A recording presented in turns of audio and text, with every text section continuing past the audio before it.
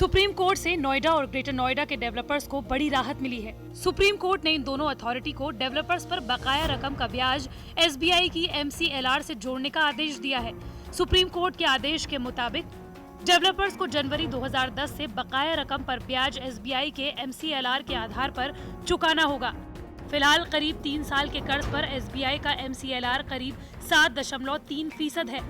अभी तक कई मामलों में पेनल्टी लगने से डेवलपर्स को 20% से ज्यादा दर पर ब्याज चुकाना होता था।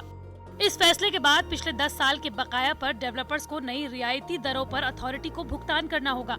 हालांकि इसमें शर्त ये है कि बिल्डरों को 3 महीने के भीतर 25% बकाया का भुगतान करना होगा।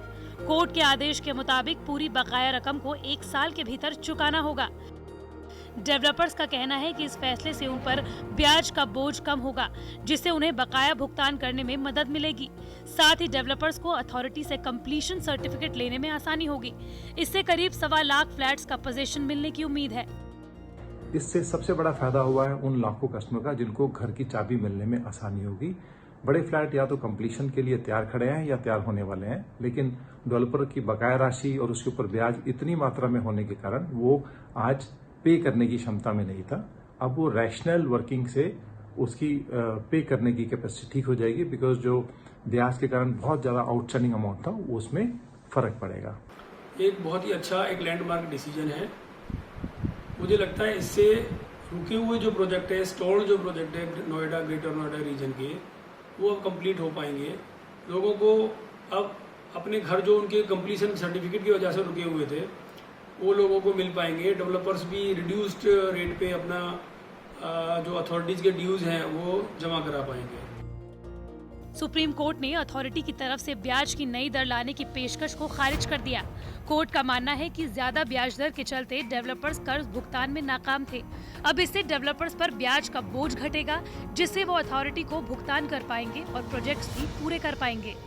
बेसिकली इससे 2 चीजें हुई है। एक तो इन जो पैसा अथॉरिटी का फंसा हुआ था वो भी निकलेगा, और बिल्डरों के भुगतान करने से जब बिल्डरों पे नो ड्यू हो जाएगा तो उन्हें कंप्लीशन सर्टिफिकेट भी मिल जाएगा।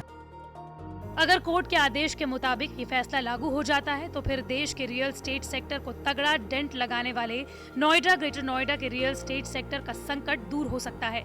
अगर इस संकट को आंकड़ों की जुबानी समझें तो 2005 से अलॉट किए गए कुल 114 फ्लैट्स में से 60% अभी तक आ ही नहीं पाए हैं।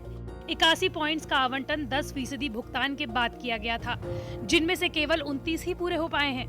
उम्मीद है कि अब कोर्ट के आदेश के बाद ये तस्वीर बदलेगी और घर खरीदारों पर भी बरसों पुराना पोजीशन का इंतजार खत्म हो पाएगा। लेकिन डेवलपर्स ने भी जो ग्राहकों से लेट पेमेंट पर मनमाने ब्याज की वसूली की है, उसको वापस करने की नैतिक जिम्मेदारी भी उन्हें निभानी चाहिए।